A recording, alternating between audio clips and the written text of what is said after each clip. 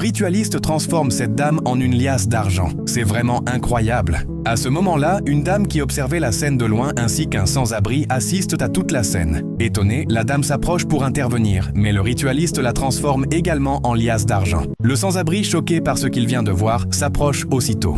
Au moment où le ritualiste s'apprête à partir, le sans-abri court vers lui, l'attrape et lui dit « Je t'ai eu !»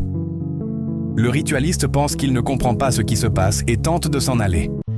Le sans-abri se met alors à crier, mais le ritualiste lui demande de se taire et de partir. Le sans-abri refuse et le retient.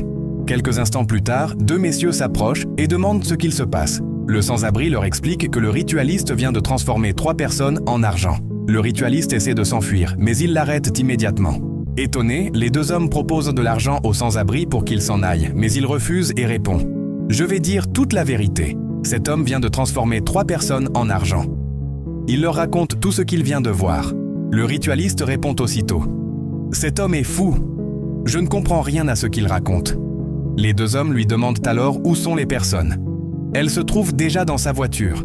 Le sans-abri ouvre la voiture, sort les liasses d'argent et affirme « C'est avec ça qu'il les a transformées. » L'un des 2 hommes demande alors au ritualiste de refaire exactement ce qu'il vient de faire. Le sans-abri insiste, mais le ritualiste refuse et se met à crier. Les 2 hommes lui demandent pourquoi il refuse s'il n'a rien à cacher. Le sans-abri continue d'expliquer ce qu'il a vu. Il dépose le tissu rouge au sol. Le ritualiste finit par déposer les liasses d'argent à côté du tissu pour avouer la vérité. Il prend ensuite le tissu, récite des incantations et le fait tourner. Quelques secondes plus tard, les 3 personnes reprennent leur apparence normale. C'est vraiment incroyable. Les 2 hommes arrêtent immédiatement le ritualiste. Les dames racontent alors tout ce qui s'est passé. L'un des hommes leur dit « C'est ce sans-abri qui vient de vous sauver la vie. Nous passions simplement par ici. » Furieux contre le sans-abri, le ritualiste ne peut plus s'échapper. L'un des hommes lui annonce qu'il sera conduit à la police pour répondre de ses actes. Le ritualiste commence à demander pardon, mais personne ne l'écoute. Il l'emmène immédiatement au poste de police.